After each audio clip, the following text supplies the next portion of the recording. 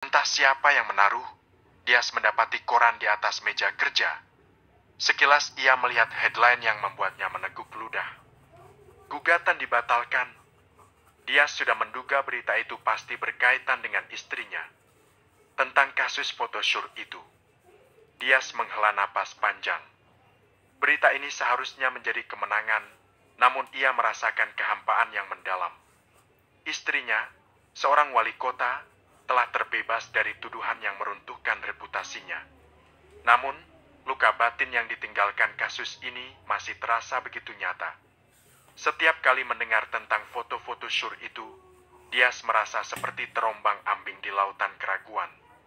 Di satu sisi, ia ingin mempercayai istrinya. Di sisi lain, bayang-bayang pengkhianatan terus menghantuinya. Kepercayaan yang telah dibangun selama bertahun-tahun kini rapuh seperti kaca.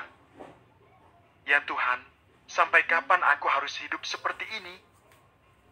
Gumamnya lirih. Pintu ruangannya terbuka. Ica, manajer keuangan yang baru, masuk dengan membawa tumpukan berkas. Dias menatapnya sekilas. Wajah Ica selalu membuatnya teringat pada masa mudanya, saat cinta masih terasa begitu murni. Laporan keuangan, Pak. Ujar Ica sambil tersenyum. Dias mengangguk dan mengambil berkas itu. Terima kasih, Ica. Ia mulai meneliti laporan itu, namun pikirannya melayang jauh. Ia teringat pada hari-hari pertama mereka menikah, saat cinta mereka begitu membara.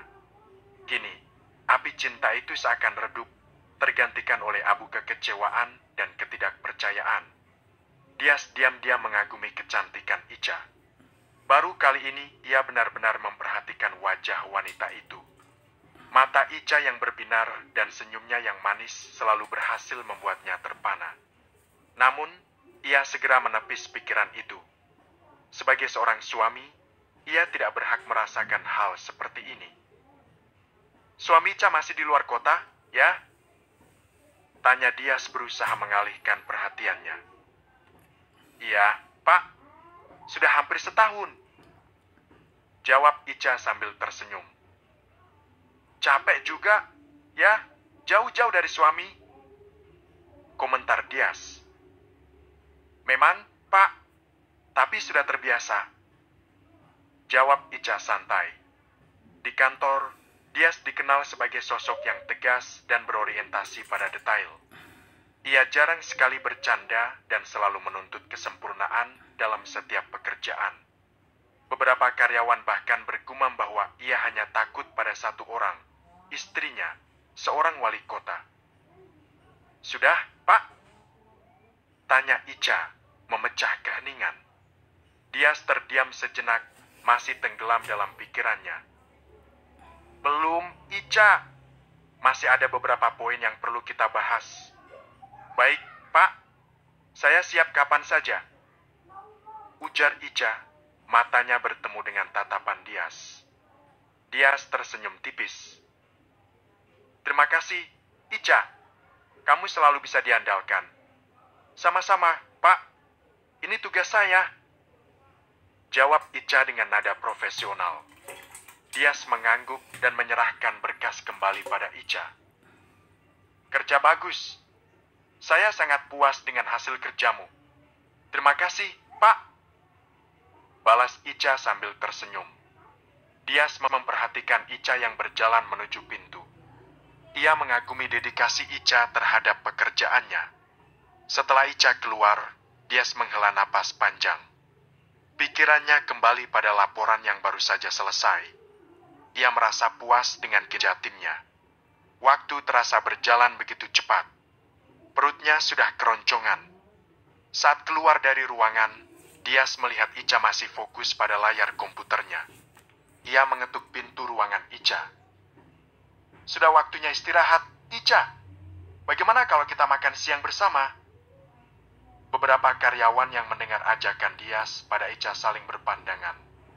Meski tak ada yang berani bersuara, raut wajah mereka menunjukkan sedikit keheranan. Biasanya, Pak Dias lebih fokus pada pekerjaannya daripada urusan pribadi. Kalian sudah makan siang? Ayo, kita makan siang bersama. Ajak Dias sambil berjalan menuju pintu. Belum, Pak. Jawab karyawan serentak. Baiklah, saya yang akan mentraktir kalian semua. Ada yang punya usulan mau makan di mana? Tanya Dias sambil tersenyum ramah. Terserah Bapak saja, Pak. Jawab salah seorang karyawan. Ada sekitar 7 karyawan, termasuk Ica yang ikut serta. Mereka berjalan beriringan menuju tempat parkir. Saat sampai di mobil, Dias membuka pintu penumpang depan dan mengundang Ica untuk duduk di sebelahnya. Silakan, Ica. Ujarnya sambil tersenyum. Baik, Pak. Jawab Ica, terlihat sedikit terkejut namun senang. Setelah semua penumpang masuk, Dias melajukan mobilnya. Bagaimana kalau kita makan siang di rumah makan seafood? Ada yang keberatan? Tanyanya pada karyawan lainnya. Perjalanan menuju rumah makan terasa menyenangkan. Dias terlihat lebih santai dan seringkali memulai obrolan ringan. Karyawan lain pun ikut bersemangat menciptakan suasana yang hangat. Ica, kamu tahu tidak, kemarin aku mimpi makan durian. Celetuk Dias memulai sebuah candaan. Wah, mimpi makan durian itu artinya rezeki, Pak. Sahut Ica sambil tersenyum. Benarkah? Kalau begitu, nanti saya traktir durian ya. Jawab Dias sambil tertawa.